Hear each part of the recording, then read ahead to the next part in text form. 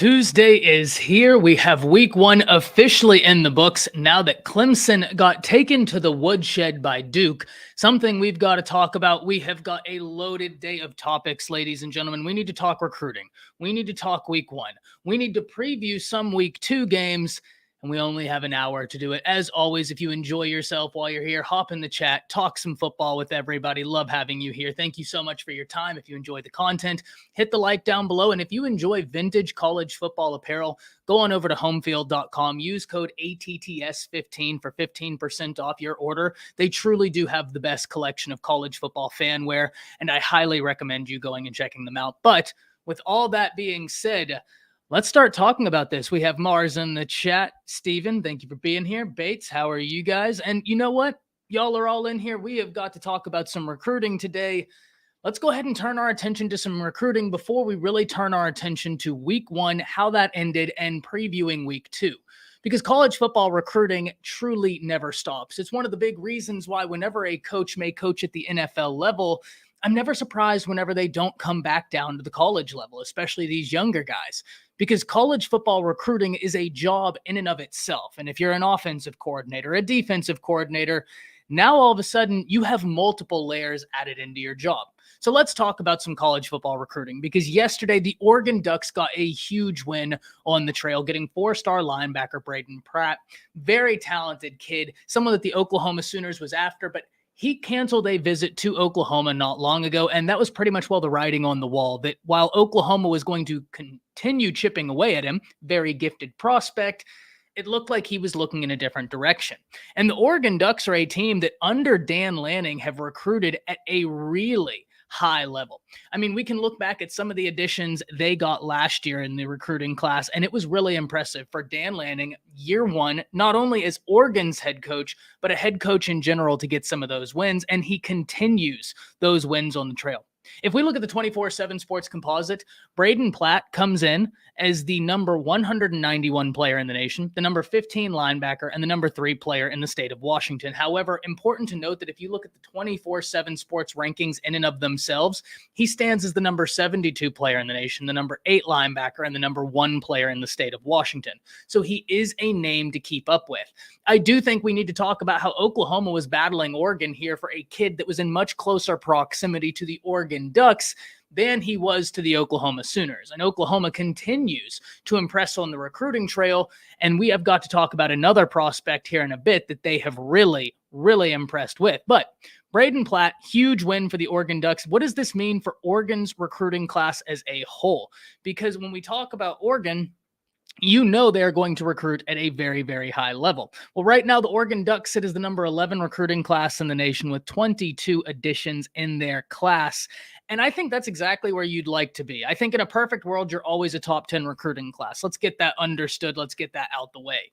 But the fact that we're sitting here early September, you already have a really solid base to your recruiting class, 22 prospects, and you're just outside the top 10. To me, that indicates that you still have a little bit of room to play around with. And I think Oregon is a team we could expect to see enter that top 10 status, especially if any of those teams within the top 10 start having some flips. And we all know how recruiting goes. Teams start hot, but inevitably flips will come. There's a reason we call it Flipmas. So this is something we've got to watch. The Oregon Ducks, really impressive on the trail and very impressive week one. They absolutely dismantled Portland State, scoring 81 points. Bo Nix continues to have a great time as the Oregon Ducks quarterback. We're absolutely going to have to watch that. But now let's turn our attention to a recruiting battle that is not done yet. One that is still ongoing, and one that there are several teams that are going to be trying to do some last-minute phone calls. And that's for one of the most underrated prospects in the nation, in my opinion, 4-star edge out the state of Oklahoma, Danny Okoye. Now, Danny Okoye, depending on where you look, is either tabbed as a 3-star per 24/7 Sports own rankings, which I find to be criminal, or per the 24/7 Sports Composite, he comes in as the number 152 player in the nation, the number 10 edge, and the number 1 player in the state of Oklahoma. And I must admit something. Even if we just look at the 24/7 Sports Composite rankings, where he is a top 175 player in the nation, regardless of position, and top 10 at the edge, I still think he's underrated. When you turn on the film, the first thing that's going to jump out at you is supreme athleticism. This is a guy that can really, really win in a variety of ways, whether that's a high motor, whether that's strength, whether that's speed, or just straight up out athleting the guy across from him. He is a very, very gifted player. And last night, a crystal ball was inserted by Steve Wiltfong in favor of the Oklahoma Sooners. And if Oklahoma can win this battle, this would be a huge win, because I truly do believe he's an underrated edge prospect. He's a guy that is impressed everywhere he's gone. So much so that not long ago, he camped in Tuscaloosa for Nick Saban and the Crimson Tide and reportedly blew the coaching staff away. So what is this battle going to look like? Well, I think we've all understood something, as all of us have stood around recruiting for long enough. Steve Wiltfong isn't going to put in a crystal ball for no reason. Now, that doesn't mean that it's always 100% going to happen. However, if Wiltfong inserts a crystal ball in favor of a team, there's likely some information behind it that caused him to do so. And we know Fong is right far more often than he's wrong. So I don't doubt at all that the Oklahoma Sooners are in a really good position. Important to note also that Danny Okoye was at that first game where Oklahoma absolutely dismantled Arkansas State. That had to be an infectious environment. I wasn't there, but one can only imagine if you go and watch a team that is hosting you on a visit, opening weekend, and they beat the team across from them 73-0. I can imagine that was an infectious environment. What a time to have them on a visit. But there are two other teams I think we need to be aware of in this battle. Not only because they are very high on Danny Okoye, but also because the level they recruit at, I think it's worthy to note. First and foremost is the Texas Longhorns, a team that's going to be pushing for Danny Okoye all the way until pen hits paper. I apologize. Got a little tongue-tied there. The Texas Longhorns are in a position where they need edge talent. Yes, they just signed Colin Simmons, the number one edge in the class. What a way to hit a need. But they would love nothing more than adding in Danny Okoye as well, because Danny Okoye is truly that athletic, and I don't even think he's begun to scratch the surface of his ability. I think when we're looking at Danny Okoye, he's already a guy that's blowing me away by what I see on film, and he hasn't even begun to scratch the surface of what he can do. He stands 6'4", 241 pounds, and we know that this Texas staff, with Steve Sarkisian, with Bo Davis, they can recruit very well. They're landing in blue chip prospects time and time again, and that's why it's important to note. Plus, if we're talking proximity, obviously the Oklahoma Sooners, the in-state school, they're going to win the battle of proximity. But it's not like Texas is all the way across the country. And if Danny Okoye is interested in playing somewhere somewhat close to home, Texas could satisfy that. Now, I'm not saying that's something that's important to Danny Okoye, but it's something that we have got to be aware of. The other team that I would mention in relation to Danny Okoye is the Alabama Crimson Tide, because we know how Nick Saban and the Crimson Tide are. They don't care if a kid commits somewhere. They're going to continue calling and calling and calling and chipping away until pen hits paper. We saw this last year with Caden Proctor. Caden Proctor committed to Iowa and was the number one player in the state of Iowa, the number one tackle in the nation, and a five-star guy. His hometown fans loved that he was an Iowa Hawkeye. However, as time kept going on, the Crimson Tide kept knocking, and eventually he ended up in the Crimson Tide's class. Now, I'm not stating that's what's going to happen with Danny Okoye. I'm just using that example to paint a picture of what an elite recruiting staff the Crimson Tide have assembled. I don't think I needed to give you that soliloquy because I think it's understood, but nonetheless, there you are. Danny Okoye is someone who, by all reports, enjoyed his time at Tuscaloosa, but one thing I do know is that the coaches were absolutely blown away whenever they saw him work out. That's an area, that edge position, that nobody has stacked talent quite like the Crimson Tide in that position. We talked about it not long ago, how many 5-stars there are in waiting. I mean, you're talking Dallas Turner at that edge outside linebacker position. You're talking Chris Braswell. You're talking Alexander. You're talking Jahad Campbell. You're talking so many guys in waiting. Quindarius Robinson, I think, was the number 34 player in the nation. And that year they only had 32 5-stars. So you're talking about a collection of talent that is truly head spinning at that edge position for the Crimson Tide. And what's more, they send them to the NFL in troves. I mean, it's like it's going out of style watching Alabama continue to cycle players to the NFL. And if I'm not mistaken, last season, they held the most active players in the NFL by a wide margin. I think they had 73 and the next closest was 58.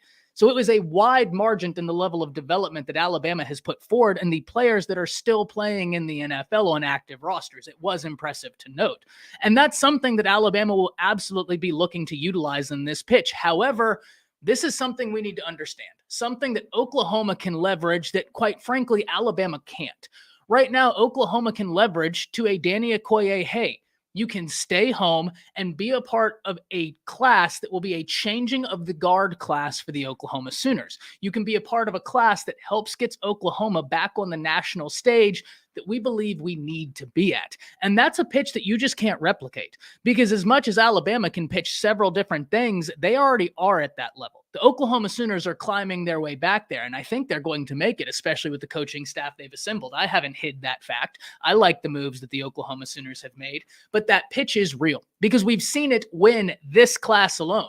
DeMarcus Riddick, five-star linebacker from the state of Alabama, was once committed to the Georgia Bulldogs, and as time went on, it became obvious that a flip was incoming. But where would that flip happen? Well, if you ask the experts, many would have predicted the Alabama Crimson Tide. In fact, here on this show, Riddick was one of the players I said Alabama needs to go and land. He is that good. My two must-land players in this class for Bama were Julian Sayin and DeMarcus Riddick. Riddick didn't end up flipping from Georgia to Bama. Riddick ended up flipping from Georgia to Auburn. And when he listed his reasons, it actually made sense to me. He said he wanted to be a part of something that was brand new, almost be a part of a rebuild where he could feel like I was a part of a catalyst that meant something to this place, as opposed to being a part of more or less a factory. There's no right or wrong way to go about this, ladies and gentlemen. It's all personal, but these things are real, and that's why we're sitting here talking about them, all the different pitches that can be utilized. Look, at the end of the day, once again, Steve Wiltfong did not insert a crystal ball for no reason. So if you're an Oklahoma fan, I'm just simply sitting here covering all my bases, making sure we understand the teams that I think are players in this situation, being Oklahoma, obviously, the Alabama Crimson Tide, and the Texas Longhorns. But as we sit here right now and talk, you have to like Oklahoma's chance. Not only are they the home state school, we know what the interior and exterior of the defensive line guys have been recruiting whenever we look at Miguel Chavez and Todd Bates landing David Stone. And Miguel Chavez, I made a video on him after he had been a coach, a position coach for 4 months. And I was talking about how many wins he was getting on the trail for the Sooners. It was already impressive. So those two right there have been recruiting well for a while for the Sooners. You have the home state school aspect, and you have the aspect of you can be a part of the changing of the guard at the Oklahoma Sooners, something we're going to have to keep up with for Danny Okoye, but can't wait to hear from y'all on the Danny Okoye battle. He truly is a prospect you need to circle, because I think he's going to fly up this recruiting board. Quite honestly, I don't know how he's not a top 100 prospect in the nation. And I think everywhere he's been, when teams have seen him in person, camped in person, he's flown up recruiting boards across the nation. Remember, 24/7 Sports, On 3, Rivals, ESPN, it doesn't matter. Their rankings are awesome. They're great. It's a great way to sit down and kind of get a baseline understanding into a macro view of recruiting. But at the end of the day, the most important rankings in the nation are the rankings of each individual team. What's Alabama's board look like? What's Oklahoma's board look like? What's Texas's board look like? What's Georgia's board look like? Ohio State, you get the point. Because these coaches are going to see the guys come in, camp in front of them, and they're going to assign where they sit on their board. These coaches aren't looking at these recruiting sites wondering, well, he's number 100 on X, Y, and Z recruiting site, but he's number 200 on the other one, so we're going to pass on him. No. They've had these guys into camp, or at least a lot of these colleges will have these guys into camp, and they decide where they are on their board right then and there. So Danny Okoye is someone we're going to have to keep up with. I truly, truly, truly do believe he is going to fly up the board. So be on the lookout for that name. Surfer Boy, let's hit some comments. Surfer Boy says, translation, he wanted early playing time at Auburn. No, 100% Surfer. And in fairness to DeMarcus Riddick, he didn't shy away from that fact, right? And I've always been of the mindset, like, if you're keeping it 100%, I've got nothing but I can only respect that. And he straight up said, I am more interested in being a part of something to where we can rebuild, more interested in having fun, and more interested in finding the field early. And all of those are completely valid, right? Like at a certain level, if you're betting on yourself, I understand, Surfer, because you're a Georgia fan. You know how it is. You can't argue with the development at a few schools in the nation, right? And so I understand Auburn is one of those schools where they've developed in the past, but they've been in a downward spiral for a little bit, and they're hoping to get back up. Now, if they get back up, we know they're going to develop their players. We know they're going to go to the NFL. We've seen it before. So it's completely logical to me to bet on yourself and say, hey, I can go there. I can help the program, this, that, and the other. I don't disagree with that notion, but I also think this is absolutely a part of it. I mean, the inside linebacker room at Georgia is wild, stacked for years. And I was kind of curious to see what the inside linebacker room would look like for Bama. And I must admit, they look far more athletic this year than they did last year. 1 game sample size, obviously. We'll find out a lot more information about those Bama linebackers this week against Texas, but was encouraged. Nathan says, digging the new setup. Also, it looks like the Riley family touch has found its way to Clemson. Man, we're about to talk about that because I was shocked last night. Truly. I'm really excited to talk about that. Thomas says, can't forget about Tennessee. They're in the mix for Okoye as well. 100%, Thomas. Tennessee, always a team you got to talk about in relation to these guys. I just am interested to see if Tennessee is going to be one of those places that can overcome the pitch for an edge that Alabama or Texas or an Oklahoma could have, because all of those places have little pitches that I think could supersede what Tennessee could say. Now, if we were talking about a wide receiver, something like that, yeah, but this was a Tennessee defense that, yeah, they could probably pitch that, hey, Tennessee, we need the help. We need all the defensive help we can get. But I don't know. Tennessee is definitely a school to watch, Thomas. No doubt about it. I probably should have talked more about them in the top 3. But if I was guessing right now, those 3 schools to me make a lot of sense. Tennessee is one that I could easily add in there. I don't know, man. Tennessee with defensive recruits, you got to show me first. Because the Tennessee Volunteers, they've landed defensive guys. They've flipped. I got to see it happen. Yeah, that's a big one, man. What do you think about Peter Woods going to the transfer portal after this year? Maybe not. Look, Peter Woods is one, Boomer, where we have to understand why he picked Clemson. And it was a very religious aspect, right? Almost akin to the Bijan Robinson, and I forget the other kid who was committed to Texas and then flipped to Baylor, where it was almost like their reasoning for picking the school they picked is because they said God told them to pick that school. So maybe Peter Woods flips, but whenever you pick a school based off of God telling you, it is a little bit different, right? Yeah. Oh, you by Wolfong, no doubt. Wonder how many recruits. I actually haven't checked into that. I know a baseline, but I haven't actually checked into the entire list. When am I doing the preview for Miami versus Texas A&M? Probably tomorrow or Thursday, Anthony. Ty, we talked about Clemson not having the perimeter talent of pass. Klubnik is going to be fine. Riley called a vanilla game and faced a more physical defense. So I think this is the perfect time to move on to the Clemson Duke game, because I don't disagree, Chris, but I think whenever we get to this notion right here, it's almost a double-edged sword. And you're going to enjoy this, right? Being a lawyer, you're going to enjoy the argumentation I give you right here. Because if you're saying to me, hey, I struggled and we kept it vanilla the whole time, like we didn't get past page 3 of our playbook. Pages 1, 2, and 3 are essentially a high school offense where we're just trying to get through the basics. Pages 4, 5, 6, so on. That's where the real meat and potatoes of our new playbook lies, right? Let's pretend like we're operating under that assumption. So Clemson's keeping it vanilla. The problem is your vanilla playbook should be the core to who you are. I gave this example yesterday. If the core to who you are is being able to consistently run halfback draws, halfback counters, whatever it is, right? Let's call it a counter. If it's a part of your core to be able to run a counter, then you should be able to run a counter well. I almost get more concerned if you tell me Clemson was keeping it vanilla yesterday, because that means they're not good at the core stuff. If they were keeping it vanilla yesterday, that means they're not good at their core principles, which to me is far more worrying than saying, oh, it was rust, it was this, it was that. Because if that was Clemson being vanilla and they can't do the simple stuff right, what happens when the offense becomes far more intricate? What happens when you play Florida State? I mean, if that was them keeping it vanilla, I hear you. And this is one of the things where we have to weigh in week one. What's a reaction and what's an overreaction? And I don't quite know yet. I haven't been doing this long enough to quite tell you yet. But the one thing I can tell you is it always kind of is puzzling to me whenever we say, oh, well, they were bad because they were vanilla. You can be vanilla and still just kick a team's teeth in. Great example.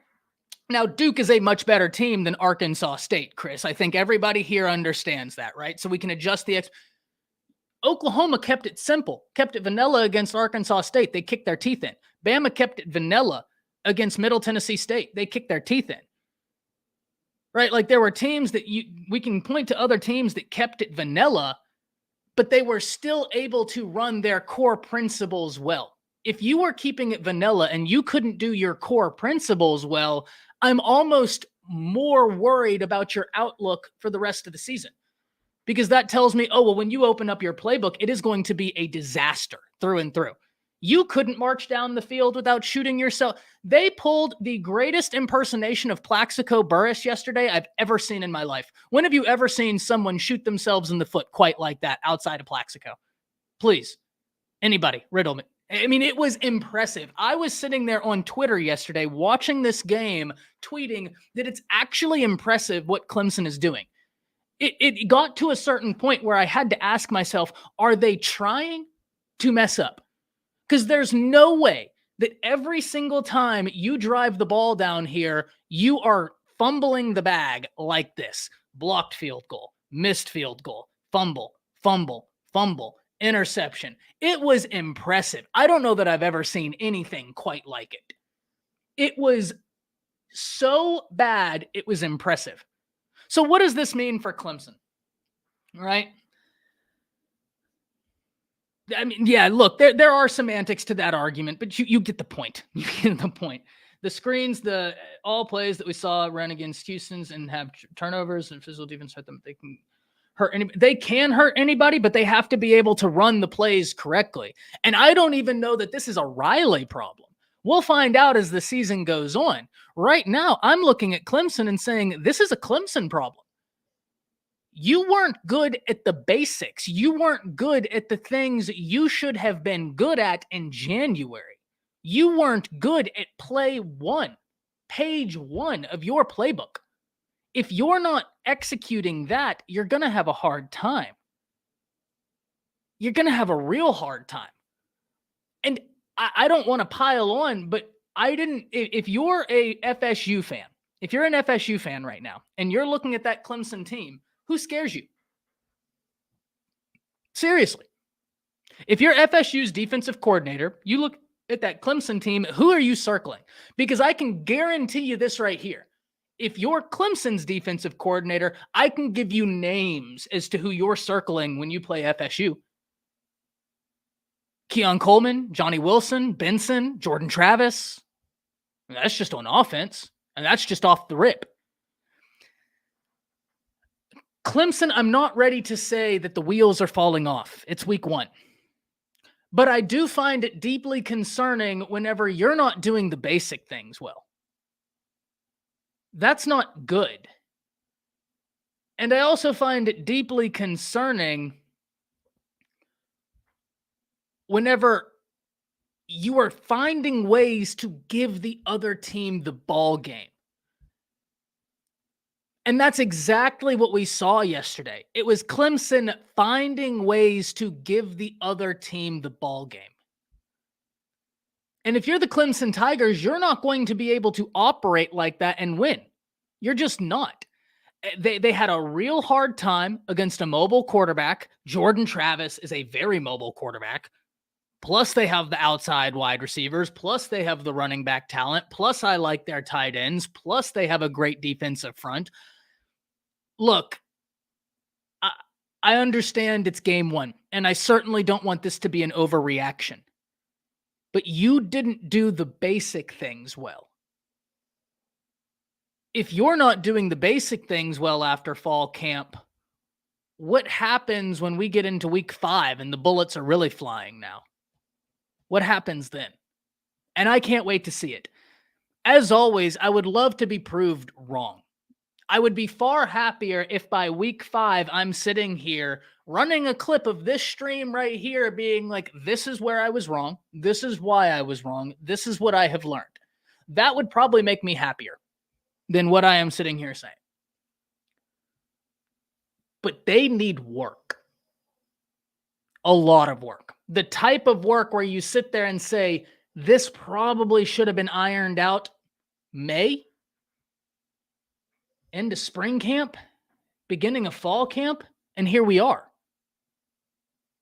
I mean, it wasn't just that they didn't shoot themselves in the foot or the leg, if we're keeping with the Plaxico reference. It wasn't just that. They looked out of sorts. They looked discombobulated. They looked like they had no idea what was going on.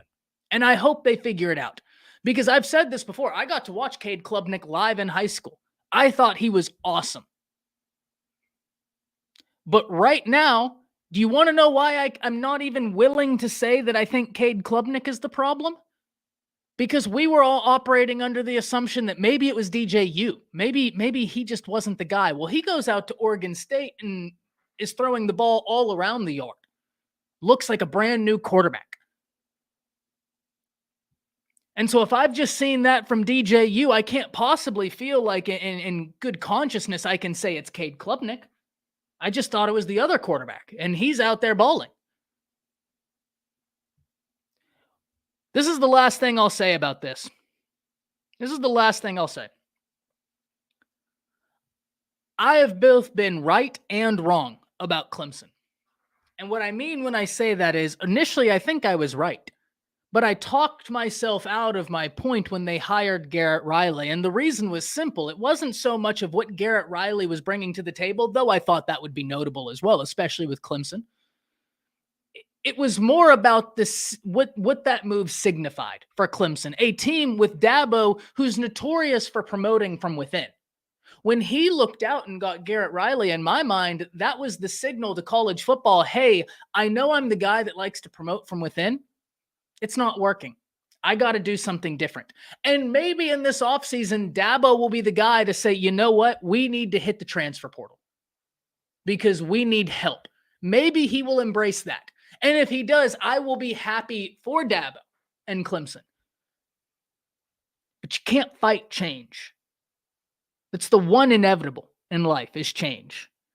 And if you're spending your time, your resources fighting change, you're spending your time and your resources fighting nothing because you're not going to win. We need to watch Clemson the rest of the season, ladies and gentlemen. They are going to be a fascinating team. The Clemson Tigers have earned our respect, though it is a new year.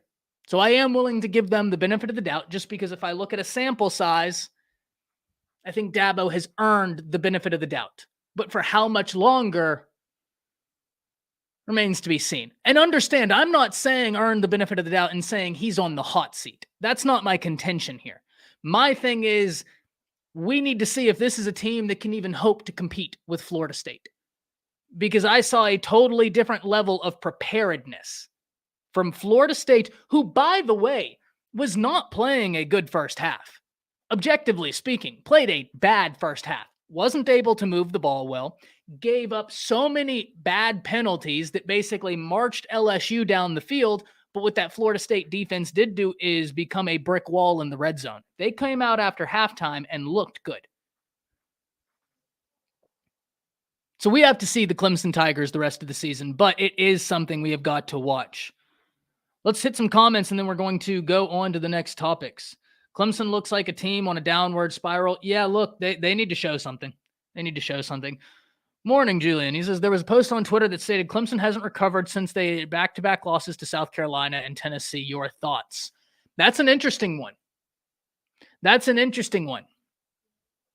And you would hope that if that was the case, you would be able to recover, because it's not like you went South Carolina, Tennessee, and then Duke all in the same year. You had the whole offseason. So you would hope that the quote unquote yips would have left before the new offseason or before the new season. I tell you what, Dabo and Clemson is missing Tony Ellett and Brent Venables. Yeah, look, there's no doubt they're missing Brent Venables.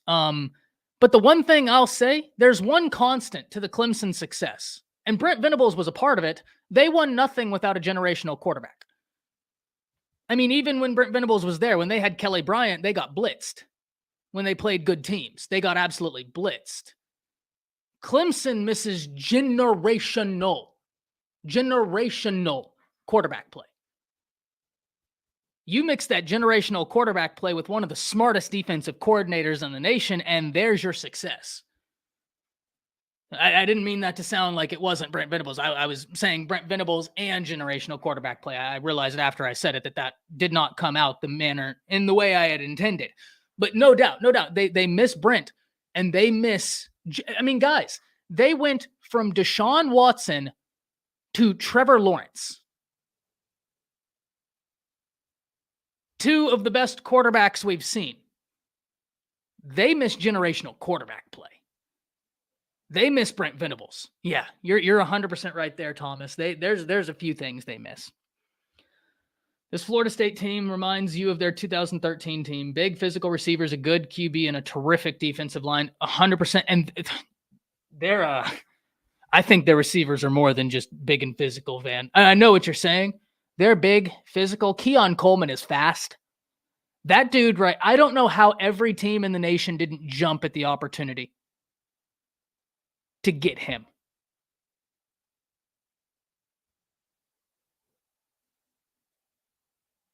I don't know how. He came out there and put on a clinic. And he did it against Michigan. It's not like that was a one-off. If you were familiar with Keon Coleman's game, you knew this is what he does. How did MT... I think that's a team that has some problems, Smash. I'm not going to lie to you. If you wanted to tell me a team in college football right now that you say, Ty, do you think there's problems there? It's MTSU. Or MSU. Middle Tennessee State still on the brain. MSU. It's MSU. Unfortunately, I like Mel Tucker, but you lost Marco Coleman, who is a fantastic recruiter. You lost your quarterback. You lost your best wide receiver. I mean, they're going to struggle this year. They're going to struggle this year. FSU did that last year, hurt them a bit. They have to keep the same energy versus Louisville and NC State. No doubt, Chris. This is a very veteran FSU team, right? I saw someone who said, I don't know who it was, but it was one of these analysts, these college football analysts for ESPN or Fox, someone like that. They were saying FSU is a year away. And I busted out laughing when they said that, because I was like, they don't know this roster. FSU isn't a year away. FSU is built for right now, because next year they're not going to have some of these cats. Like, they're not going to have some of these really important players. The FSU is built for now. But you're right. You're 100% right. They need to capitalize on the now. I think that's where I was going with that. I was capitalizing on the now. I'm not saying this to disrespect FSU as a Hurricanes fan, but I feel the media is overhyping them just a little bit because of Jordan Travis. They're back. And so is their offensive line. Well, Anthony, in fairness, they got a ranked win. So if your notion to me is, Ty, I'm still not sold on who FSU is yet. That, I think, is a completely reasonable take, Anthony. That's the take I would operate under. That's the mindset I would operate under. Not that they're being overhyped, because right now we've only had 1 week of college football, and I'm not going to lie. I think they've earned the hype. It's being placed on their feet. They downed LSU, who represented the SEC West last year, though the SEC West was a little bit of a roller coaster ride last year. But still, I mean, we know what that LSU team looks like when they're clicking. They're very talented. I was really concerned about the DB room for LSU, though. That was the one area where in the pregame on the Fanatic Sports Network show, the night before Saturday night, we were talking and previewing that Florida State LSU game. I picked Florida State to win that game. And one of the big reasons was I didn't have a ton of faith in the LSU DB room. This is not DBU. Not anymore. Can they get there? Sure. But this is a DB room they have patched up through the transfer portal. And then you had J.K. Johnson get hurt, a guy that they were really looking forward to. Then you had Denvo have his whole situation, Denver Harris. You don't know what his availability is going to be. Hopefully he turns it around, because I want that young man to get himself his head on right and hit the football field, because if he gives himself to the game of football, he will be playing on Sundays. He is that good. Denver's that good. He is. He's just gotta buckle down and commit, and he'll be great. I'm really hoping he does that. But nonetheless, it was an LSU secondary that if you told me one area, Ty, where are you worried about LSU? I'm not worried about the defensive front, because Wingo is a dude. And if you guys thought that he was impressive now, just wait until Mason Smith comes back. And you cannot shed so much attention to Wingo. He and Mason Smith are going to be so much fun. So much fun as a 1-2. I like their linebackers. They complete the one thing that perplexes me, though, about LSU's game plan, and I'm going to say this with the understanding that I'm no defensive coordinator. Right? I'm no defensive coordinator. So I could be 100% wrong here, and I'm open to being 100% wrong. And if somebody with more knowledge in the chat disagrees with me, please let me know. Let's have the conversation. That's how you learn. The way they played Harold Perkins in that game was head-scratching to me. Like, I understood it for about the first 2 quarters because it was working. And then even into the third quarter, I was like, okay, I understand the theory of this, right? You have Harold Perkins, who's so damn athletic. You put him on Jordan Travis to nullify the rush for Jordan Travis. By doing that, you're hoping that you're affecting the pass game, right? You're not giving him the opportunity to break free from the pocket, to get active, to get moving, throwing on the run, because Harold Perkins is, in theory, going to make some plays. The problem was, as the game went on, they didn't need Jordan Travis to make plays with his legs. In fact, he just needed to throw the football. And those outside guys were just destroying the LSU DBs. I mean, Keon Coleman got it however he wanted, wherever he wanted. It didn't matter. It did not matter. Like, that guy beat that LSU defensive back in every way imaginable. Every way imaginable.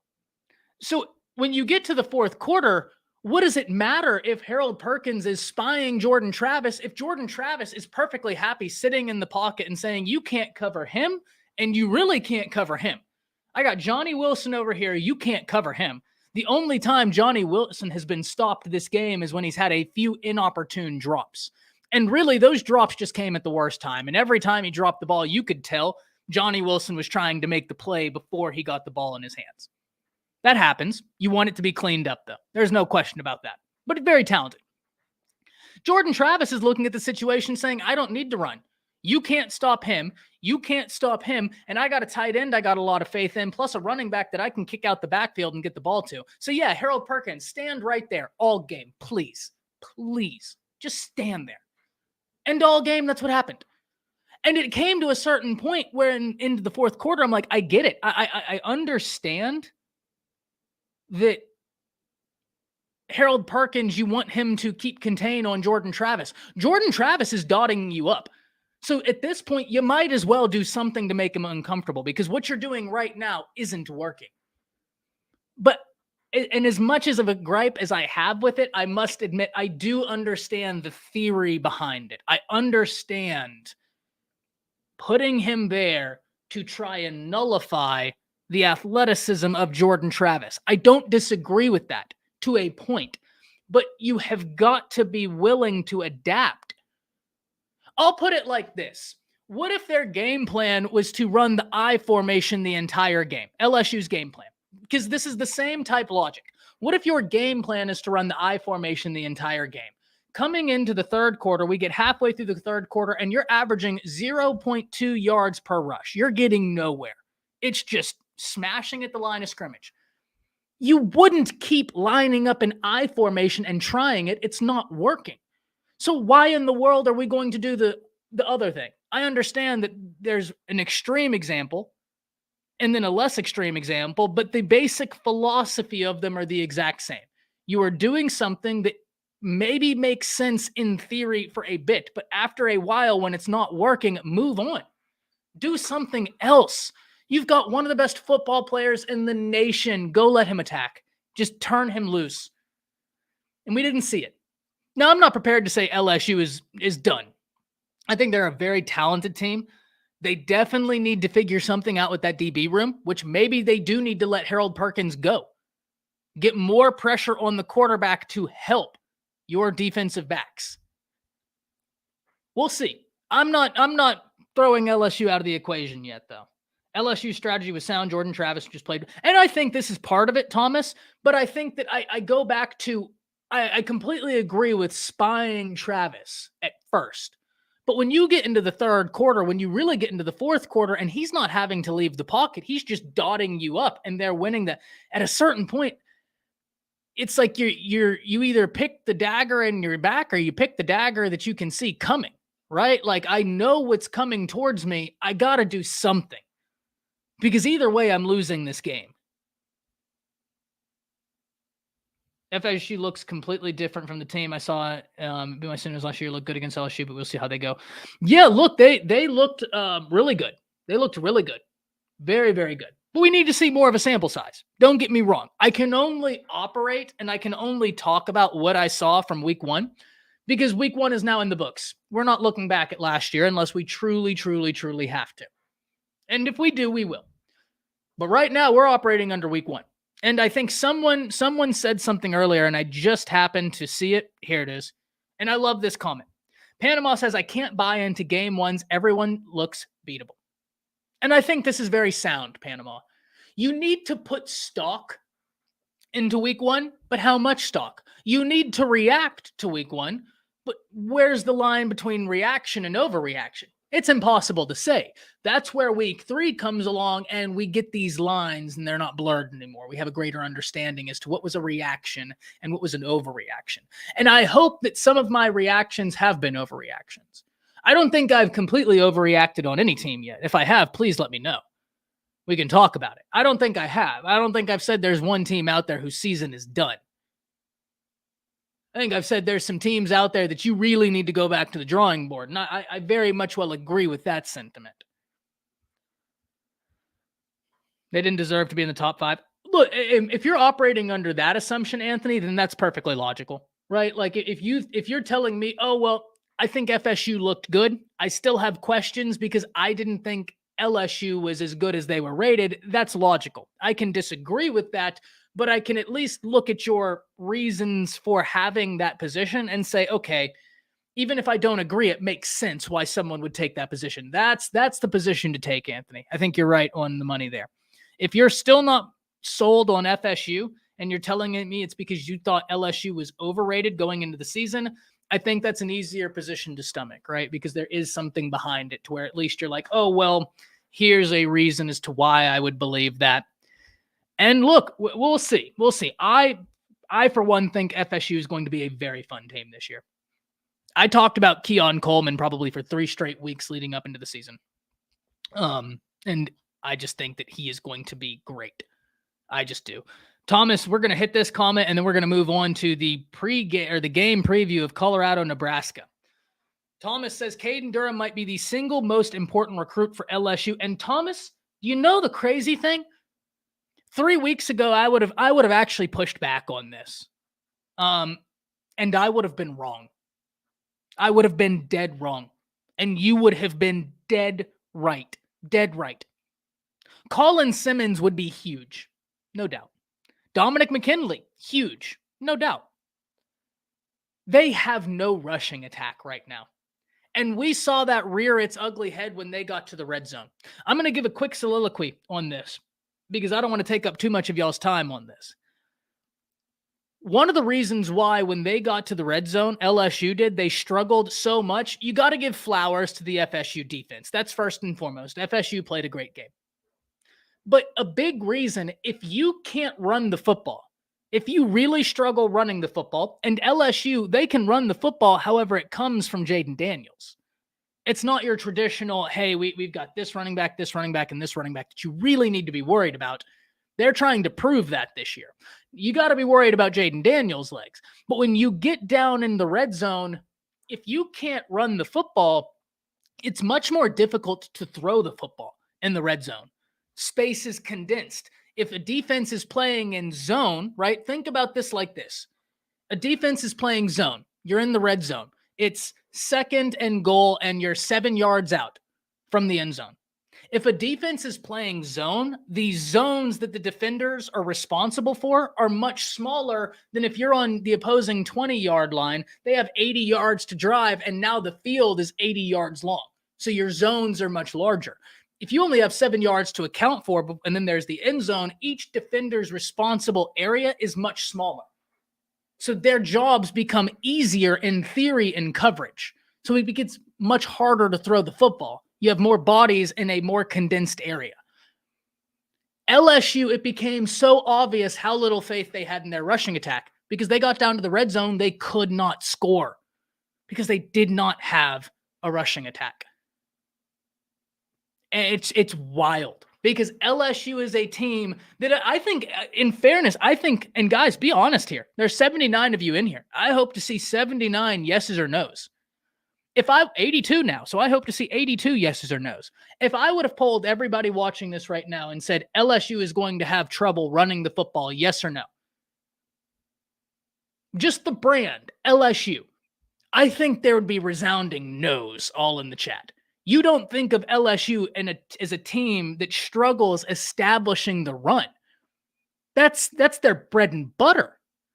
Oh, Michael said that you thought they would struggle. And Michael, please, and obviously if you say what we've learned about them last year, that's fair. I'm talking LSU, the brand, not LSU, this LSU team or last year's LSU team. Because Michael, if you're telling me you're 100% right.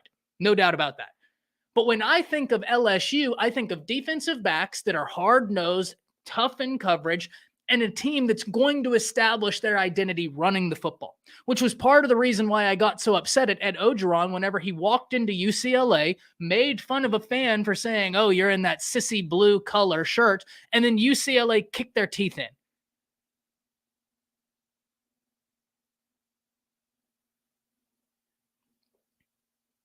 Yeah, okay, Michael. I'd frame that wrong. That's on me.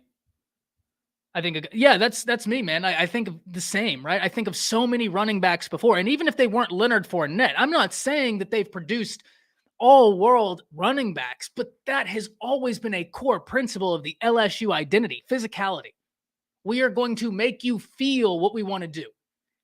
And it just wasn't there.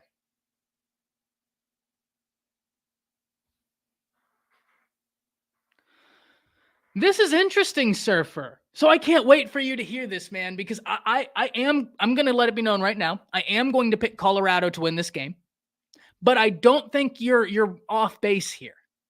Rat poison's a real thing. It is. It truly, truly is. But I'm going to tell you why I'm going to pick Colorado when we break this game down. But that is something we need to talk about. Why didn't you go up in the rankings? I have no idea. Rankings, man, they're whatever until week 3. Honestly, the only rankings that matter are the college football playoff rankings. Everything else, it's just great for content creators like myself to talk about, football degenerates like all of us to talk about, but I'm not as worried about it. Yeah, I mean, no, Corey Raymond is that guy. Well, Anthony, think about it like this. They had Dave Aranda and Corey Raymond coaching those DBs. Like, even though Dave Aranda at Baylor is having some trouble right now, he is a defensive coordinator with Corey Raymond as the DB coach. Oh my God. I mean, that's elite. I don't care who you are. I don't care if LSU is your least favorite team in the nation. Let's call a spade a spade. That's elite. That's an elite 1-2 tandem. Just unbelievable. Dave Aranda, Corey Raymond coaching the same backfield. My word. Unbelievable. Let's move on to this game, though. Let's move on to this because I am so excited. Got to type a little panel. Look at that. Look at us go. So Colorado versus Nebraska. This is a game that I think already had a lot of eyes thrust upon it even before week one happened. I think whenever you're talking about this situation, there are certain truths that we must acknowledge. First and foremost, you're looking at a new Nebraska program with Matt Rhule as the head coach, someone who has led successful turnarounds in college football in the past. And there's reason to believe that maybe Nebraska could be his next successful turnaround. We just have to, one, be patient. Sorry, Nebraska fans. I know that's the last word you want to hear right now. Coming off of the previous head coaches you've had is patience. You need more patience, but it's the unfortunate reality of the situation. But we look across the aisle and we see Coach Prime with the Colorado Buffaloes, brand new head coach as well, and he went about building this roster a bold way. The transfer portal allowed for it, and he went and did it. So let's break down what we saw from each of these teams very quickly and then talk about these teams facing each other. When we look at Nebraska versus Minnesota, Nebraska's defense held out for much of that game, but the offense could not get anything going. It comes to a certain point where you can only ask so much of your defense. You can only ask for your defense to not give up so many points before eventually you'll probably get scored on. That's just college football right now. There are too many good play callers, too many good athletes to try and hold people scoreless. But that Nebraska defense, credit to them, they were flying to the football. They were playing with violent intent, and that 3-3-5 is something I am interested in seeing how they continue to adapt it and really hone it in. Offensively, Nebraska's got some things they need to figure out. They have got to be able to generate consistent offense, and especially in this game. Because when we look at what Colorado did to TCU, there's a few things we need to unpack. TCU was able to generate plays as the game went on. And that's because of the depth of Colorado's defense. I like some of the starters up front on Colorado's defense. They do have some very talented guys. The question is, and it's a natural question, Prime hasn't even been there a year. This is the one area where we knew would be a little bit of a question, the depth of that defense. They've got the guys starting that I think you like, but it's just, what does your second string look like? What does your third string look like? And that's just where Coach Prime just hasn't had the time to build up that depth. That's completely understandable. But what I did see was a Colorado offense that was explosive and disciplined. Very, very disciplined. Really, that whole Colorado team was very, very disciplined. And in college football, being a disciplined, well-coached football team, that'll get you some wins. You can bet your bottom dollar. That'll get you some wins. Colorado's offense was able to get off chunk plays after chunk plays against TCU. And TCU has an offense that I think is maybe more capable of scoring 40 points than is this Nebraska offense. I like Sims. I like Nebraska. I want Matt Rhule to turn it around. I just don't know if this is an offense that you're going to rely on scoring 55 points a game. And against Colorado, you may have to score quite a few points. So now we turn our attention finally, understanding the implications of this matchup, understanding what Nebraska did well in game one. Their defense flew around. You can only ask so much of them. The offense kind of let them down. Colorado, offense was sensational. Defense, I think you have a lot of guys that you're impressed with. It's just the depth of that defense. What do your twos look like? What do your threes look like? And it was game one. They're going to continue developing, but that's still the area where Coach Prime is going to continue building in the offseason, getting that depth. And once he has that, they're going to be a lot of fun to watch. So now when we look at this game, Colorado versus Nebraska, let's start with the Colorado offense against the Nebraska defense, because if I'm looking, that was the strength of what I saw from both programs. Nebraska's defense flying around with violent intent, trying to reestablish the standard that left them so many years ago, the standard of the black shirts. And I am just old enough to remember that. The black shirt defense at Nebraska, the vaunted defense. And I'll never forget when my father told me the black shirts handed their black shirts in because they felt like they weren't playing to the standard. They're going to try and get that back under Matt Rhule. And against Minnesota, they were playing with violent intent and they were playing hard-nosed football. But when I look at this Colorado offense, there's a few things I'm curious to see what they're going to be able to do. First and foremost, are they going to be able to establish the run against a lighter front? Several times during that game, Nebraska was showing just straight up three-man fronts. Colorado had a ton of offensive success against TCU, but the vast majority of it came in the passing game where they were getting anything they wanted, however they wanted. Will they be able to establish a bit more of a rush in this game? And if the answer is yes, that's going to help that offense tremendously. An offense that was already very impressive after one win. So the rushing game is something I'm looking for Colorado to see how they try and establish it. They weren't able to get it off the ground in the manner they probably would have liked against TCU, but at the same time, they didn't need it to go super deep on the ground against TCU. Deion Sanders was incredible in that game, dotting it up. That's an area where I am very intrigued to see how Nebraska is going to, one, defend, and how Colorado will be able to attack. Because Minnesota didn't get much rushing against Nebraska's defense either. They had 25 attempts for 55 yards. This was a Nebraska defense that was doing everything they could to hold Minnesota out of this game. Now, one thing we do need to understand about the Nebraska defense before we continue going forward in this analysis, Nebraska's defense was playing a Minnesota offense that was out without their best player from last year, Ibrahim, and they were without their quarterback that has been so effective for Coach Fleck, Tanner Morgan.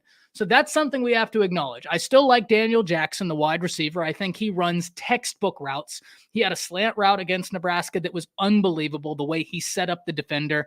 And then the touchdown where he did the Jumpman impersonation, as great as the catch was, his route was stellar. Really like that for Minnesota, but there's still a lot of questions for Minnesota this season in terms of their offense. I don't have as many questions about that Colorado offense because when I look at that Colorado offense, yes, Minnesota had a hard time running the ball against Nebraska, but also Kaliakmanis was up and down throwing the ball against Nebraska. And we can attribute that to the Nebraska defense, but Kaliakmanis is also a new starting quarterback who's been a little bit up and down before. He had a little bit of an interception problem last year, and so that was something we needed to watch. He went 24 of 44 for 196 yards. Now, when I cross-reference that to the cross-reference that to the Colorado offense, we talked about how I'm interested to see whether or not Colorado will be able to establish a rushing attack because that could be something that helps them. The one thing I have full faith that they'll be able to establish is a passing attack. And the other thing we need to understand about this Colorado rushing attack week 1 against TCU, they didn't play Alton McCaskill, someone who's going to be a major addition to this running back room. Alton McCaskill transferring from Houston to Colorado was a guy that pretty much every Division I Power 5 team with a need at running back was trying to go and get because he is that talented. You know who else they didn't play? Cavassier Smoke. So there are still some talented running back pieces for this Colorado running back room that have not yet seen the field, guys that every Division I Power 5 team would have been interested in. I'm interested to see if we see them against Nebraska, especially in Alton McCaskill, because he is a name that could truly be a difference maker for this running back room, and that could be a huge help. But you want to know the part of the Colorado offense that I am most excited to watch? This wide receiver matchup versus the Nebraska DBs. Because, ladies and gentlemen, Colorado has weapons on offense. Even if you're someone who says, okay, I'm not impressed by the TCU win, which first and foremost, I don't know how, even if you don't think TCU was as good as they should have been, Colorado won one game last year. I understand TCU had to replace their quarterback. They had to replace an offensive coordinator. They had to replace a wide receiver. Colorado had to replace everything, plus a head coach, plus established culture. TCU didn't have to replace a head coach. They didn't have to reestablish culture. TCU returned far more than did Colorado. So that's something I do think we need to keep in mind.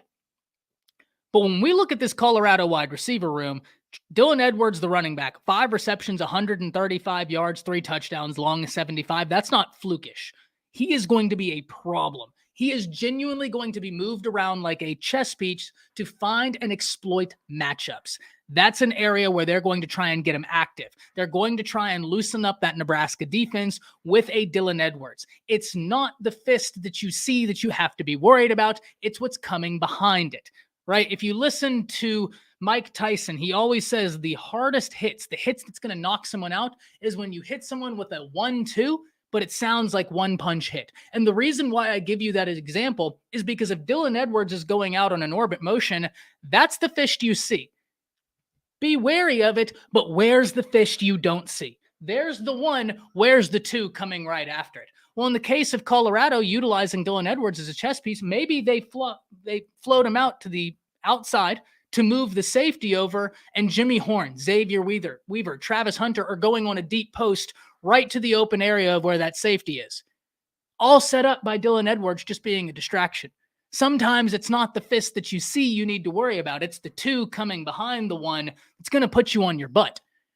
That's what I'm super interested in. Now, how can Nebraska's defense find success against this high-powered Colorado offense, an offense that threw for over 510 yards? I mean, goodness gracious, Shedeur Sanders went 38 of 47 for 510 yards and 4 touchdowns. I don't know how you're not impressed by that. That was in a Division I college football game. He had 9 incompletions, over 500 yards. That's exceptional. That's exceptional.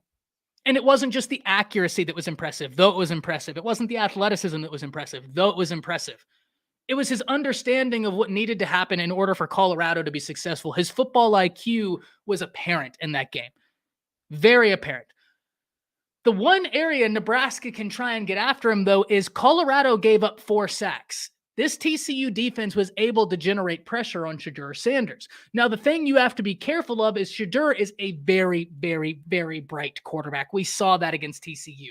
If you bring pressure recklessly against Sanders, he's going to hit the open zones. He's going to make you pay. So what do you have to do? You have to switch up what he sees pre-snap from what he sees post-snap. And that's going to be something I'm really interested in seeing how Nebraska tries to navigate. You need to show him something, make him think it's there, and then switch it up once the snap happens.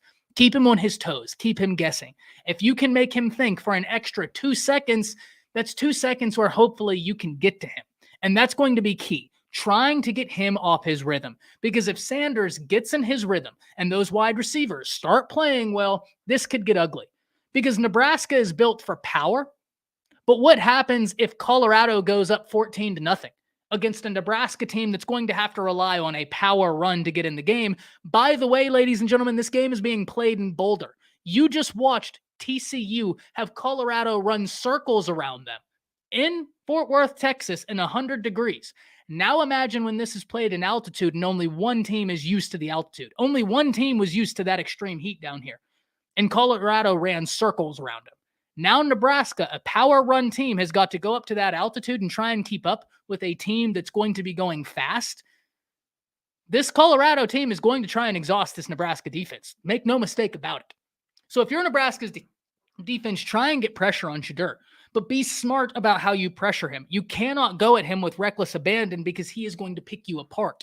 You have got to be cognizant of what they are going to be looking for and trying to take advantage of switching up things pre-snap to post-snap.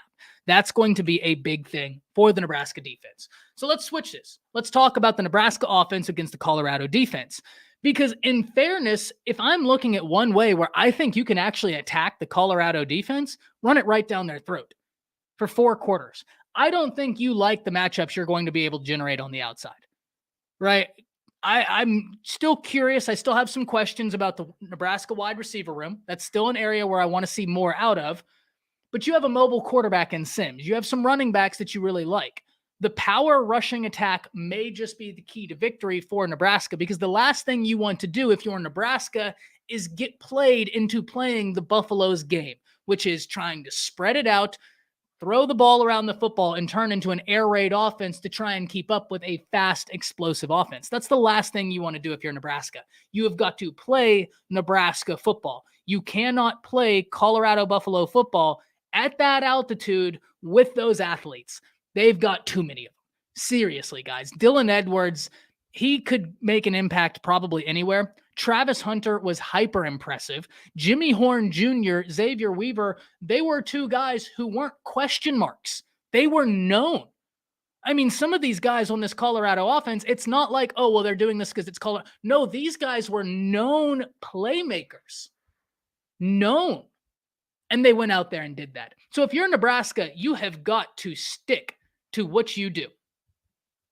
You've got to stick to what you do well, and you cannot be dissuaded by what Colorado does. The power rush attack is something I'm really interested in, and I think as the game goes on, that's where you'll see the one question I have for Colorado's defense is depth up front. It's not necessarily even depth in the defense, because I think if we look at that secondary, I mean, they didn't even play Kermani McClain. They didn't even play Kermani McClain, and still, they were able to win this game, generate 2 interceptions. I think the Colorado secondary likes the matchups they're going to be able to generate. They feel good about winning those matchups. If you're Nebraska, hit them in the middle again and again and again, because that's the one way you're going to try and soften them up. And if you can soften them up, then you can start working your matchups on the outside. Then you can start getting creative. Once again, it's not the fist that you see. Sometimes it's the fist that you don't see. Make them think something, make them assume, and do something else. But the way you're going to be able to get there if you're Nebraska is by utilizing that power run, soften them up front, and then be able to take advantage of that matchup. At the end of the day, when I look at this, though, Colorado versus Nebraska in Colorado, I'm picking the Colorado Buffaloes to win this game. The reason is simple. Because I think if Colorado goes up 10 points, Nebraska's style of offense isn't predicated to be able to keep up and run spread concepts, no huddle concepts, and go at the speed that Colorado's offense is capable of going at. I just don't think that's what they're built for. We saw them try and do that against Minnesota, and they kept getting 3 and outs. When they established themselves as a running football team, they were able to move the ball until they got an unfortunate fumble. But Colorado against TCU, a team that, once again, they're not the same TCU team from last year. Nobody's saying that that's the same TCU team that was in the national championship. But that wasn't the same Colorado team that was 1-11 last year either. This is 2023, brand new year. All I can go off of is what I saw. Chandler Morris was not the best quarterback in this game. And yes, Max Duggan was the starter at TCU last year, but Chandler Morris was named the starter and only lost the job because of injury, and then Max Duggan never gave it back. So it's not like this is an inexperienced quarterback that Colorado just whipped up on. It wasn't. I think if this game goes the way Colorado has planned, this is going to be a close win, but a win for the Colorado Buffaloes. 2 head coaches that are going to draw the eyes of college football fans everywhere, as this game is going to be must watch. But what I saw out of Colorado, and make no mistake, guys, I'm not saying the Buffaloes are going to win the Pac-12. I don't think they are. I don't think so. I mean, there are a ton of good teams in the Pac-12 this year, truly. I think Oregon's really good. I think USC is going to have something to say. Utah is Utah. Kyle Whittingham. We talked about how if you're a disciplined football team, you can win a lot of games in college football. That's a disciplined football team. Washington is very good. So I don't have Colorado winning the Pac, not in year 1, but I do think that they are going to be a better football team than a lot of people anticipated. And when I look at the matchup versus Nebraska, there's one path to victory for Nebraska I see, and that's being able to get Shedeur Sanders off of his spot and being able to establish a power rush attack for 4 quarters and take advantage of it. The problem is, I don't know if I bet on them being able to do that without Colorado getting a quick score from a Dylan Edwards, from a Travis Hunter, from a Jimmy Horn Jr., from a Xavier Weaver, or from a Shedeur Sanders. I think that the Colorado offense has far too much firepower, and they're playing at altitude, and I just think that they are going to be able to go fast, go quick, and they have got the ability to create matchups that they are going to like. Cannot wait to see this game, but I'm picking the Colorado Buffaloes to beat Nebraska. Coach Prime goes up 2-0, Nebraska falls to 0-2, and we're going to have some interesting conversations after. That's how I think this game will go. Keys to victory for Colorado: being able to utilize your guys on the outside, generate the matchups you like, and have Dylan Edwards make that defense for Nebraska think. He's got the ability to be an absolute weapon in every facet of the game. He's one of the best prospects as a true freshman in the nation right now. And I'm not just saying that. The young man was hyper impressive as a true freshman running back, going out there and in 6 carries, 24 yards, did his thing there, but 5 receptions, 135 yards. And that touchdown he scored, it genuinely looked like everybody else on the screen was in slow motion, and he was the only one running full speed. I don't know that Nebraska has the athleticism to be able to compete with that for 4 quarters, especially if they get down early, especially if it goes 10-0 early. And now you're a power rush team trying to establish yourself through 4 quarters. I just don't know if that's going to work.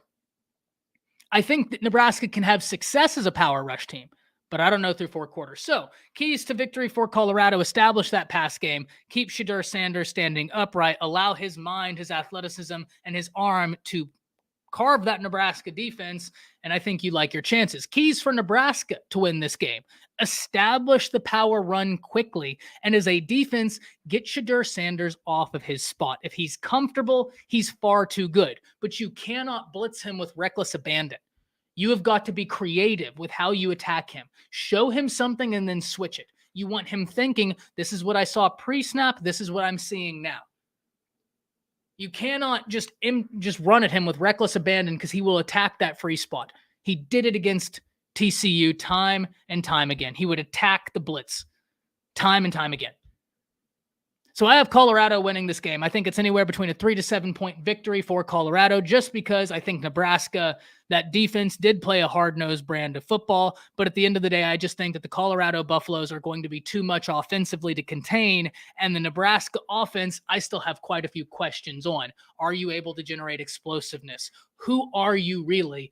And I don't have the answers to that. Though I don't have the answers to a lot from week one, I feel more confident in the answers that I was given offensively from Colorado in terms of you have a playmaker here, here, here, and here, as opposed to Nebraska, where I still have some questions. So Colorado will beat Nebraska this weekend, at least my prediction. Let's hit some comments and then we'll get out of here.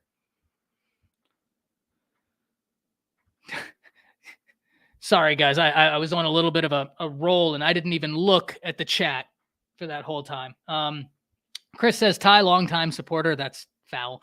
Just wanted to know if Bama can get the job done this week against those ATGs. Worthy can't pick on Jackson anymore. No, look, I'm so excited for this DB wide receiver matchup for Bama at Texas. That's going to be must-watch TV. They have such explosive wide receivers. I really like the talent Bama has at defensive back this year, especially. I don't know if y'all noticed, but whenever Malachi Moore went down, there was a sequence where the defensive backs were as follows. You had Kool-Aid McKinstry, you had Trey Amos, you had Terrion Arnold, you had Jalen Key and Caleb Downs. That's terrifying. Genuinely speaking, that's a terrifying collection of talent at the defensive back position.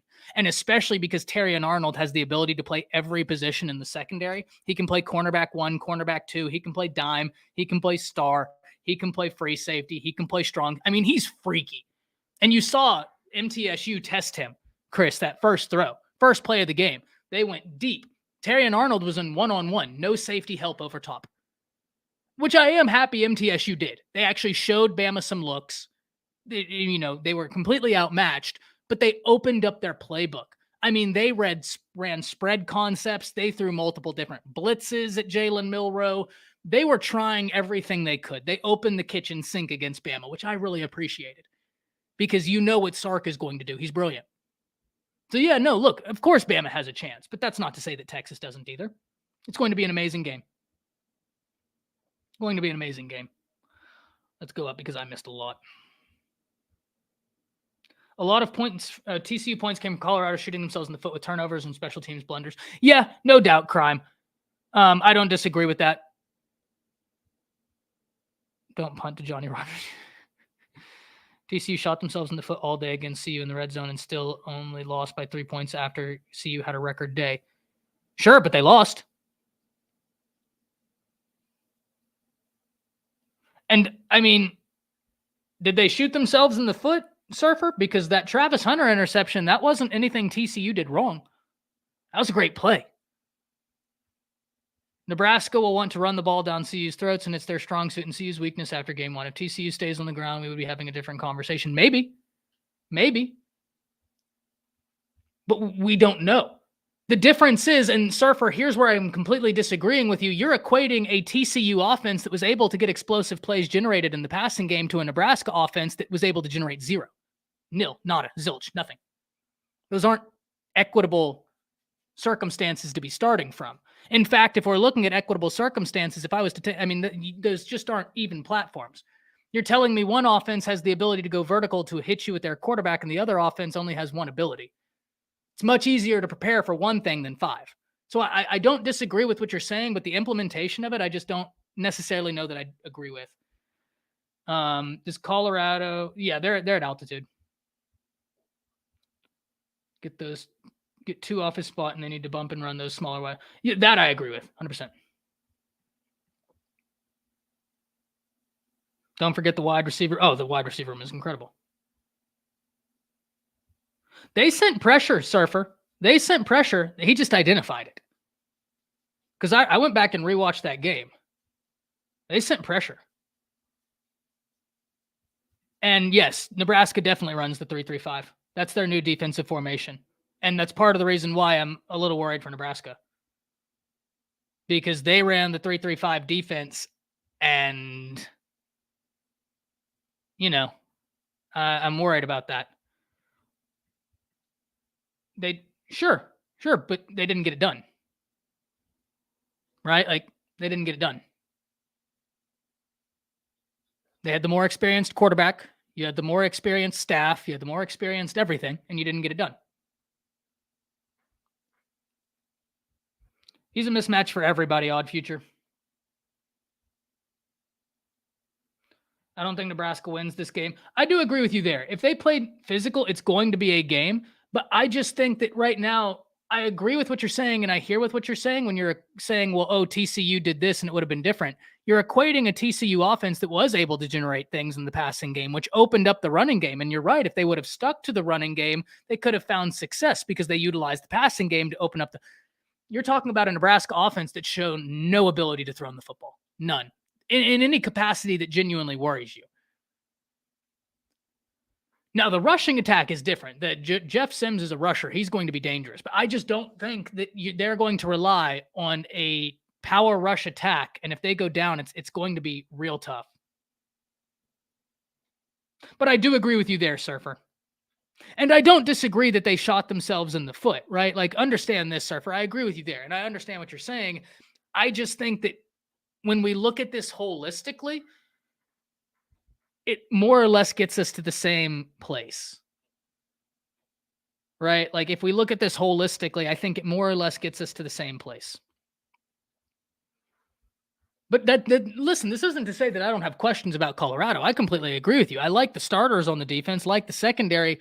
They do not have the depth yet that you want to compete with an Oregon. But if anybody was expecting in year one, they would have that. I would think you would be a little bit misplaced. I'm just impressed that they were that good. They were a 20-point underdog.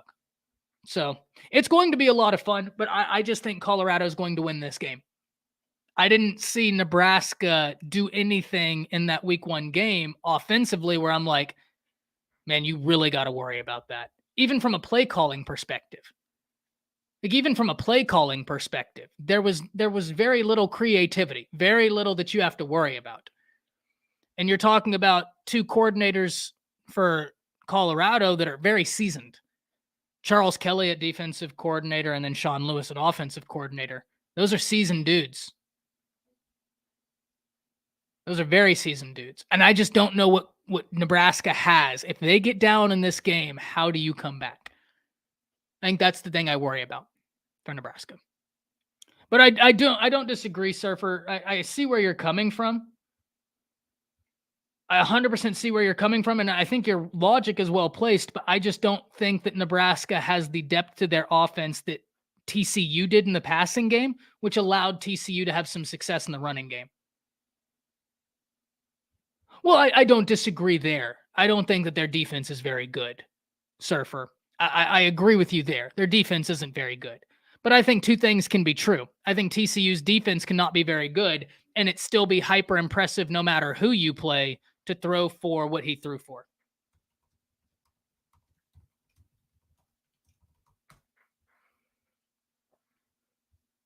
Okay, because let's put it like this. Surfer, did you think Stetson was good in the Natty? I'd assume you'd say yes, right? I'd assume you'd say, oh, well, even though it was a bad Colorado team, he only had 7 incompletions. How can you say it wasn't good Stetson? Sure, bad TCU. I said Colorado. Bad TCU team in the Natty. But Stetson was good. He only had 7 incompletions. Stetson Bennett went 18 to 25 for 304 yards, 4 touchdowns. Shedeur Sanders went 38 to 47, 9 incompletions. So 2 more incompletions on almost double the attempts and 510 yards. If I'm saying that Stetson was impressive because listen, if you're hitting at that clip, at that high of a percentage on a live action team, it's impressive. It's impressive. Right? Now, if you're telling me that you didn't think Stetson's performance in the national championship was even impressive, then we're on a logical consistency, right? Then you're telling me that you really put that little stock in TCU. But it almost comes with picking.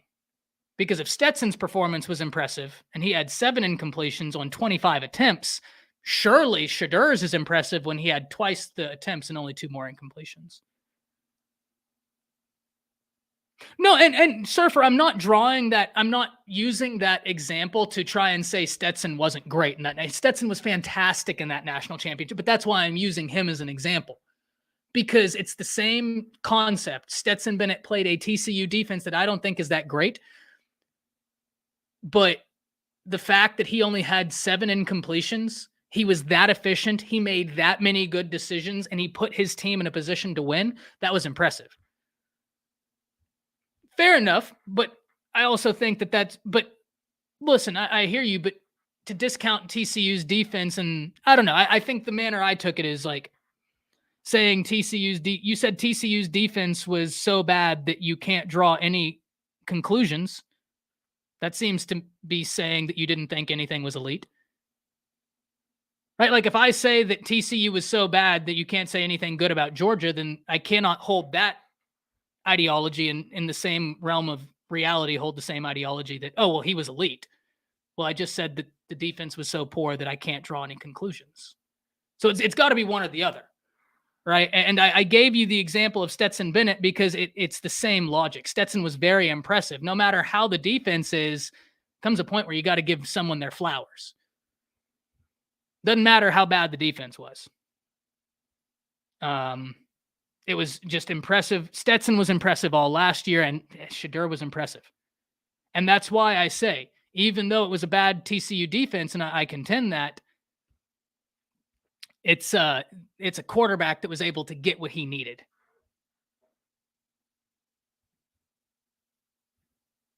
Yeah, no, 100%. Look, it doesn't matter who you're playing. You are putting the ball in a breadbasket, and of his 9 incompletions, how many of them were drops? 3? So maybe he would have had, I mean, I don't care who you are. I don't care if you're playing Mercer. Like, to go that deep into being able to do that, that's impressive. There are a lot of other teams that played trash cans this past weekend and their quarterbacks didn't do that. And they have better offensive lines, this, that, and the other. So that's why I hear you. Had Superman Duggan to keep them in games. They are Big 12 defense. Yeah. Listen, I don't think that the TCU defense was great.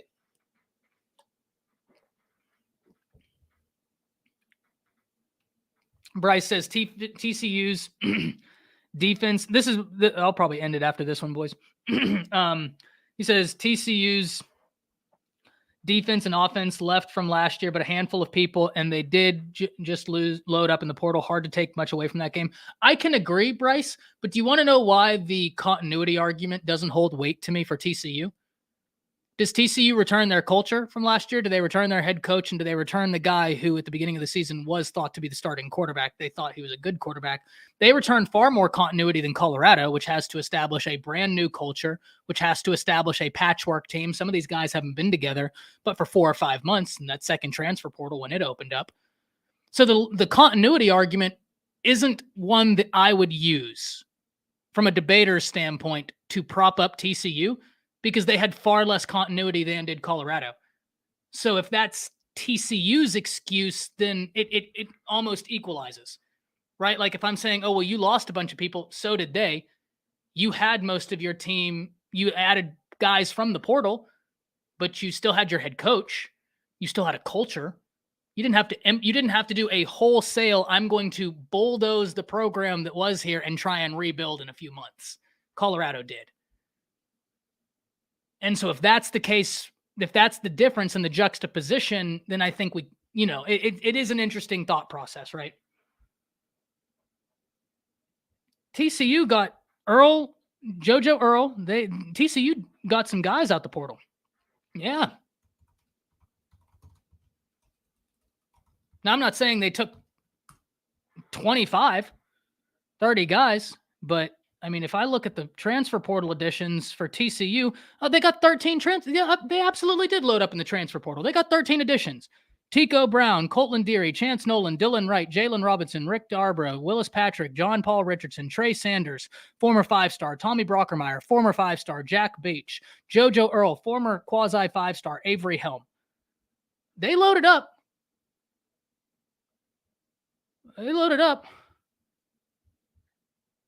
On defense, they didn't get a ton on defense. They got a defensive lineman, 2 defensive linemen, and a cornerback. But now we're moving the needle, Bryce. Like, I don't disagree with you, but now we're moving. We started here, and now we're having to move our argumentation further and further down the line. Just something to think about.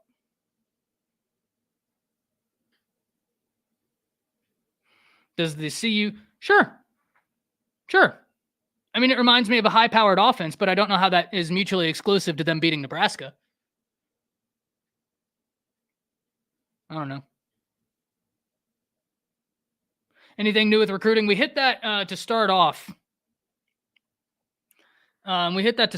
Stephen. We were talking about how Platt went to Oregon over Oklahoma and how that's understandable. Number 1 player in the state of Washington, depending on where you look. He's from that West Coast.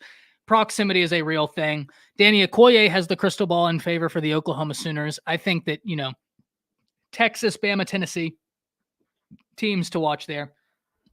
Bryce says, Colorado has a top 10 portal class. TCU did not. That's because TCU didn't have to completely bulldoze the program. Once again, that argument, Bryce, goes in favor of TCU, not against. You're talking about having a group of guys come in and in less than 6 months, having them all on the same page, as opposed to a team that's largely been homegrown, still has their culture and their head coach. Like, I hear what you're saying, but as from a debater, because that's what I've always done, debate, moot court, high school, and from a debater, that's not the point I would be using at all, because that still goes in favor of TCU. You don't want to have to rebuild your program from the transfer portal. Like, that's not,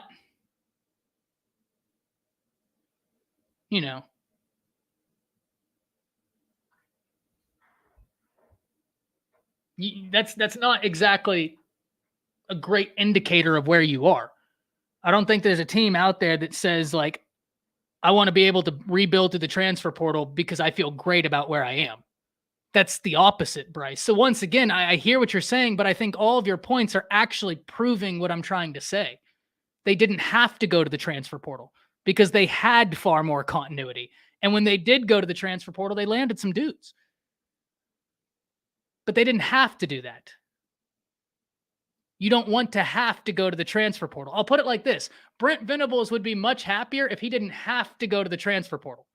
If he felt like, I have something here that I can build on. He'd be much happier doing that than saying every year I have to try and do a patchwork job in 3 months, 4 months, 5 months to get these guys acclimated with each other.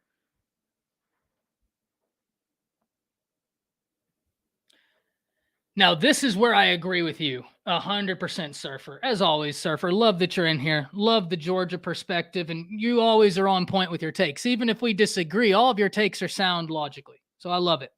He says, CU should be 3-0, barring no ill effects from rat poisoning, and then it gets real with OU. And yeah, look, I don't have them winning either of those games. I don't. And that's not anything bad, Colorado. That's, you're playing Oregon, who's established. You're playing USC, who has Caleb.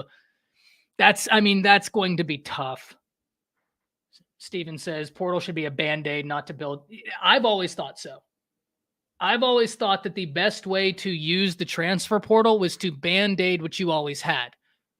And maybe Coach Prime will prove myself and everybody wrong. We just haven't had a large enough sample size to be able to truly pin down the possibilities of the transfer portal, which is part of what makes this so just fascinating. It's part of what makes it so fascinating what Coach Prime and Colorado are doing, is that we don't have that sample size.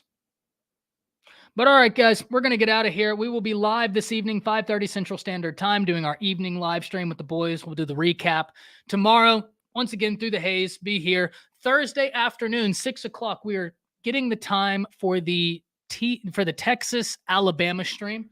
I saw someone asked about that earlier, when that breakdown is going to be.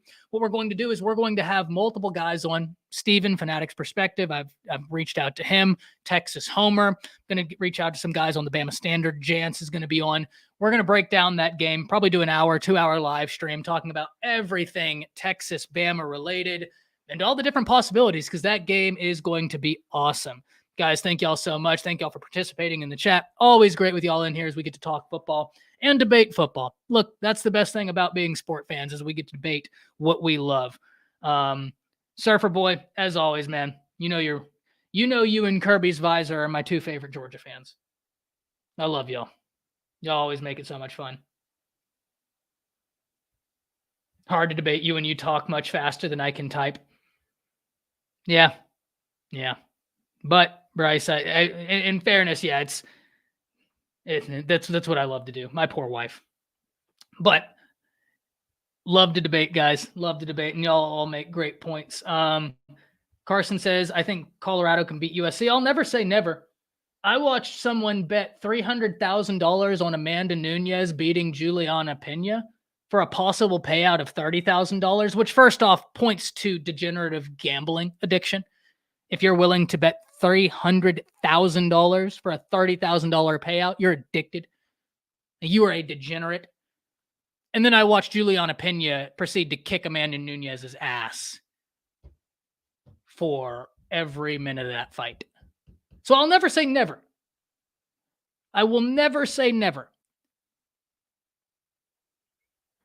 But I would bet that USC would win that game. I would bet on USC, but I would never say never, and I don't bet. I don't bet because I'm notoriously bad at it. But that's neither here nor there. Guys, thank y'all for joining in. We'll see y'all tomorrow. We'll see y'all this evening. As always, enjoy your day. We'll be here to talk more college football very soon. That's it. See ya.